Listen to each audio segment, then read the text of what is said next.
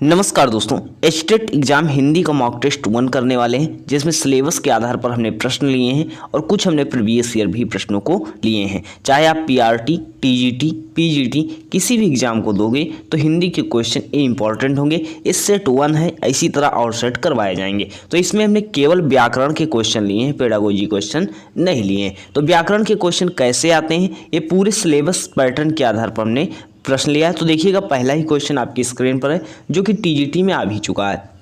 देखो, ओ और आओ किस प्रकार के वर्ण हैं? ओ और आओ किस प्रकार के तालब में हैं, मूर्धन्य हैं, दंतोष्ठ हैं या कंठोष्ठ हैं? अगर हम बात करते हैं ओ और आओ की, तो सबसे पहले ओ और आओ आपको पता होना चाहिए ये मिलकर किससे बनते हैं। तो ओ और आओ की अगर आप सभी को पता होगा तो ओ और आओ किससे मिलते हैं? ओ की अगर बात करते हैं तो आ धन ऊ से बनता है। किससे बनता है? आ धन ऊ मिलता है, तब क्या बनता है? ओ बनता है। तो आ का उच्चारण स्थान आप सभी को पता होना चाहिए। आ का उच्चारण स्थान क्या होता है? कंठ होता है। ऊ का उच्चारण स्थान क्या होता है? ओष्ठ होता है। तो जब दोनों मिलेंगे तो ओ और आओ, इसी तरह आ धन ओ मिल जाएगा तब क्या बन जाएगा? आ धन ओ मिलेगा तब क्या बन जाएगा? आओ बन जाएगा। तो कंठ धन ओष्ठ, तो कंठोष्ठ होगा तो आ धन ऊ हो चाहे आ धन ओ हो तो क्या हो जाएगा? कंठोष्ठ उच्चारण आपका हो जाएगा। ये बिल्कुल सही हो जाएगा, option number D. Next question देखिएगा, 2 नंबर क्वेश्चन है कि सूची फर्स्ट को 4 वर्ड सूची सेकंड उनके 4 स्थान दिए गए हैं, उनको क्या है? सूची फर्स्ट को सेकंड से मिलाना है। अब मिलाना है तो इसमें कैसे करोगे? सूची फर्स्ट दिया गया है, सूची सेकंड दिया गया है। अब देखो, इस सा का उच्चारण स्थान क्या होता है? अगर इस सा की बात करते हैं, इस सा कैसा उच्चारण स्थान होता है? तो आप सभी को पता होगा, इस सा का उच्चारण स्थान क्या होता है? दंत होता है, दांत से बोला जाता है। और ये सा अगर दिया जाता है तब क्या होता है? तालू से बोला जाता है। तो इस सा का उच्चारण स्थान क्या होता है? तालू होता है। तो देखो, यहां पर अगर बात करते हैं, ये सा क्या हो जाएगा? दंत हो जाएगा। तो दंत की अगर बात करते हैं क्या होगा? दंत हो जाएगा। और ये सा क्या हो जाएगा? मूर्धन्य हो जाएगा। तो ए का क्या हो जाएगा? आपका थर्ड हो जाएगा। तो ए का थर्ड किस में है? सी में हो जाएगा। तो इसी तरह आप कर सकते थे। और ऐसा क्या होता है? तालु होता है। ना वाला क्या होता है? नासिक होता है। और जितने पंचम अक्षर होते हैं, जब पंचम अक्षर जितने पंचम अक्षर होंगे, 5वां अक्षर जितना होगा वह क्या होता है? वह नासिक व्यंजन कहलाता है। नासिक व्यंजन कहलाता है। पंचम अक्षर क्या कहलाते हैं? नासिक व्यंजन कहलाते हैं, याद रखिएगा। शुद्ध वर्तनी वाला शब्द का चयन करना है। शुद्ध वर्तनी वाले शब्द का चयन कीजिए। अंत्याक्षरी होगा, पूजनीय होगा, तदोपरांत होगा या कवित्री होगा। तो देखो, शुद्ध वर्तनी इसमें कौन सी है? तो शुद्ध वर्तनी की अगर बात करते हैं, इसमें कौन सा हो जाएगा? तो अंताक्षरी, ऑप्शन नंबर ए बिल्कुल सही हो जाएगा। अब क्या पूजनीय नहीं होगा? क्या तदुपरांत नहीं होगा? क्या कवित्री नहीं होता है? तो क्या होता है? देखो, पूजनीय नहीं होता। पूजनीय नहीं होता क्या होता है? पूजनीय होता है। तदुपरांत नहीं होता क्या होता है? तदुपरांत होता है। कवित्री नहीं होता क्या होता है? कवित्री होता है। तो ये 3 गलत थे, तीनों देखो ये गलत हो जाते हैं और बाकी क्या हो जाएगा? अंताक्षरी आपका सही हो जाएगा। नेक्स्ट क्वेश्चन देखिएगा, जो आपके एग्जाम के लेवल में भाववाचक संज्ञा बार बार पूछा जाता है। तो देखो, 4 विकल्पों में से उस विकल्प का चयन करें जो भाववाचक का विकल्प नहीं है। अब देखो, संज्ञा कितने प्रकार की होती है? मूल भेद 3 होते हैं, वैश्विक भेद कितने होते हैं? 5 होते हैं। जिसमें भाववाचक संज्ञा पूछा गया है, तो भाववाचक संज्ञा क्या कहते हैं? जिसको आप केवल भाव महसूस करते हो। अब भाई महसूस करते हो, प्रत्यक्ष रूप से देख नहीं सकते। भाई बुद्धिमानी महसूस कर रहे हो, बुढ़ापा, भेड़ंत, ये सब क्या है? ये भाववाचक संज्ञा क्या हो जाएगा? भाववाचक संज्ञा हो जाएगा। जबकि अगर देव की बात करते हैं, ये आपका भाववाचक संज्ञा नहीं होगा। अगर देवत्व होता यहां पर, तब देवत्व अगर होता तो देव का देवत्व बन जाता, भाववाचक संज्ञा बन जाता। देवत्व क्या होता है? भाववाचक। अगर देवत्व कभी दे दे एग्जाम में तो क्या हो जाएगा? भाववाचक संज्ञा हो जाएगा। नेक्स्ट क्वेश्चन, इसमें लिखने में थोड़ा दिक्कत लग रहा होगा, केवल सुनते चलिएगा। इस थोड़ा मार्कर जो सही से नहीं चल रहा है इसमें। नेक्स्ट अगर बात करते हैं, मैंने इस समस्या का समाधान खुद ही निकाल लिया। वाक्य में खुद सर्वनाम का भेद है। अब देखो, ये सर्वनाम काफ़ी एग्जाम में देखा हमने, पूछा गया, इस आधार पर हमने इस प्रश्न को डाला है। देखो, मैंने इस समस्या का समाधान खुद ही निकाल लिया। इस वाक्य में खुद ही कौन सा सर्वनाम का भेद है? अब देखो, खुद कौन सा है? भाई खुद है, निजवाचक सर्वनाम होगा, स्वयं कर लूंगा। अगर मान लो यहीं पर होता स्वयं कर लूंगा, मैं अपना काम स्वयं कर लूंगा, मैं बाजार स्वयं जा लूंगा। मतलब ये क्या है? अपने लिए अगर खुद की बात की जा रही हो तब वहां पर क्या होता है? निजवाचक सर्वनाम होता है। और सर्वनाम होते क्या है? संज्ञा के स्थान पर प्रयोग होने वाले जो शब्द होते हैं वह क्या कहलाते हैं? सर्वनाम कहलाते हैं। इतना याद रखना। और जो खुद की बात की जा रही है तो क्या हो जाएगा? निजवाचक वाचक सर्वनाम आपका हो जाएगा। नेक्स्ट देखिएगा, भारत की सबसे चौड़ी नदी ब्रह्मपुत्र है और सबसे लंबी नदी गंगा है। वाक्य में सबसे क्या है? अब देखो, संज्ञा, सर्वनाम, विशेषण, तीनों हमने टॉपिक से क्वेश्चन लिए। अब देखो संज्ञा के स्थान पर क्या प्रयुक्त होता है?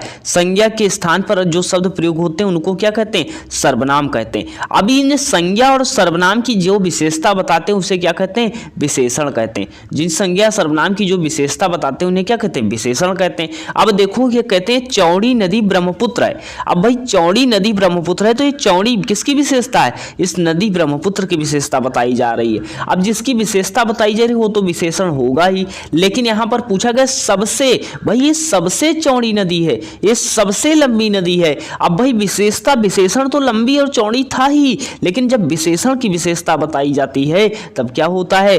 प्राविशेषण होता है। जब विशेषण की भी विशेषता बता दें तो क्या होता है? प्राविशेषण होता है। और विशेष से क्या होता है? जिस संज्ञा या सर्वनाम की विशेषता बताई जाती है, जिस संज्ञा या सर्वनाम की आप विशेषता बताओगे वह क्या होगा? वह विशेष से हो जाएगा। और जो विशेषता बताता है वह विशेषण होता है, और जब विशेषण की भी विशेषता बता दी जाती है तब वह क्या होता है? प्राविशेषण होता है। तो सबसे क्या हो जाएगा? यहां पर प्राविशेषण हो जाएगा। तो ये क्लियर हो जाना चाहिए। सबसे न लगा होता तब पूछता विशेषण, तक चौड़ी आप बता सकते थे।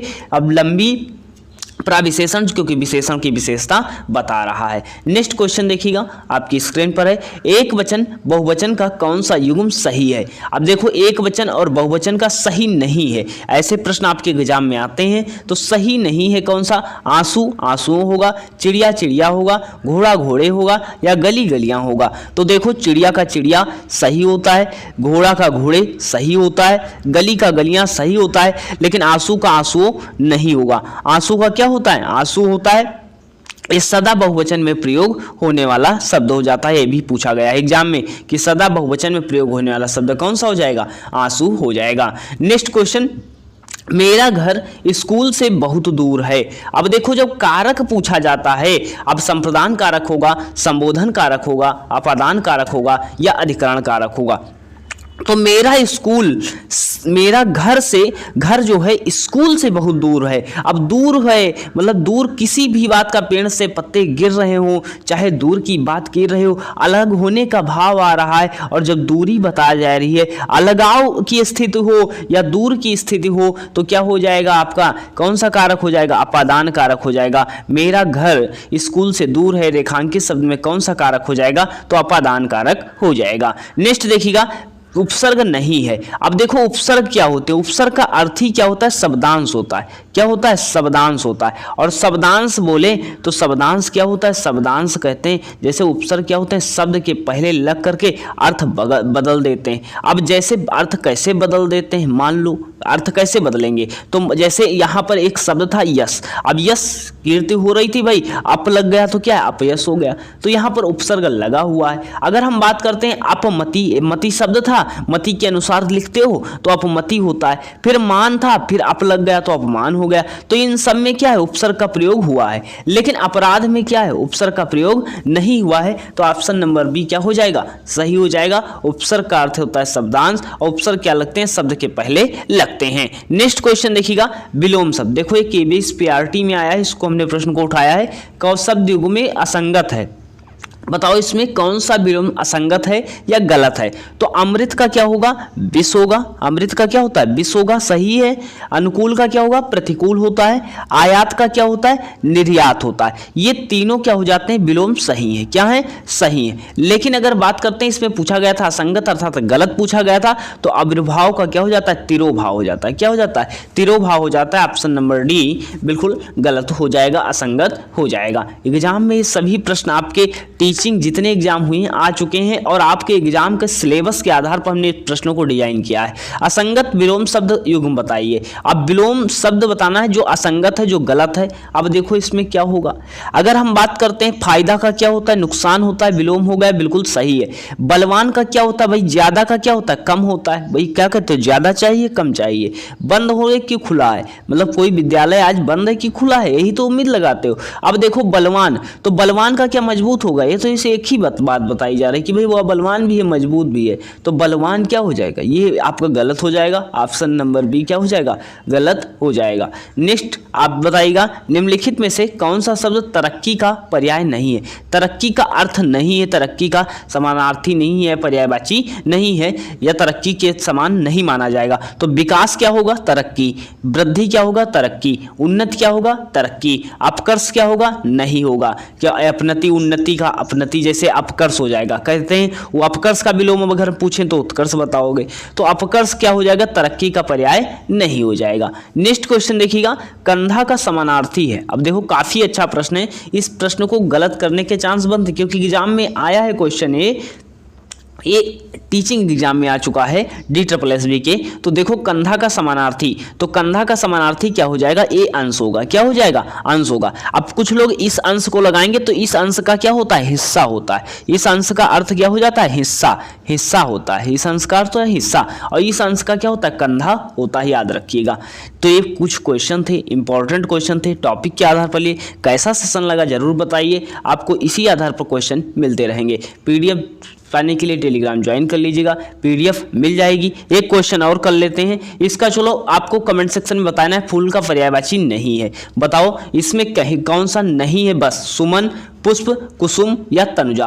तो ये बिल्कुल आसान सा क्वेश्चन, इसको कमेंट सेक्शन में आप सभी को बताना है। अब देखो ये पूरा, अगर आप टेलीग्राम ज्वाइन करना चाहते हो लिंक डिस्क्रिप्शन में ज्वाइन कर लो, स्टेट के रिलेटेड जो कंटेंट मिलेगा वहाँ पर मिल जाएगा। बाकी आप टेस्ट सीरीज ज्वाइन करना चाहते हो, जो टेस्ट सीरीज हमने बताया था, इसमें देखो साइंस का मटेरियल, जो कमेंट हमारे पास आएगी साइंस का सर मटेरियल, तो साइंस का मटेरियल नहीं है, केवल आपको कॉमन पेपर का मिल जाएगा और बाकी सोशल साइंस का मिल जाएगा। तो सोशल साइंस से आप जुड़ना चाहते हो, इसमें फुल सॉल्व पेपर होंगे, उसके बाद प्रीवियस ईयर के क्वेश्चन करवाएंगे। ये जो फुल सॉल्व पेपर होंगे इसमें देखो कॉमन पेपर का एक जैसे वीडियो मिल जाएगा, 3 सेक्शन के, जैसे 90 क्वेश्चन का कॉमन पेपर का वीडियो मिल जाएगा, और बाकी जो सब्जेक्ट होगा उसका अलग वीडियो मिल जाएगा। ये 15 नवंबर से 30 नवंबर तक 15 दिन में हम पूरा खत्म कर देंगे। ये वीडियो की लिंक आपको हम देंगे, उसके बाद PDF आपको देंगे, पहले टेस्ट हल करना, फिर आपको वीडियो मिलेगा। तो आप जो ज्वाइन होना चाहते हो तो इस पर ज्वाइन स्टेट करके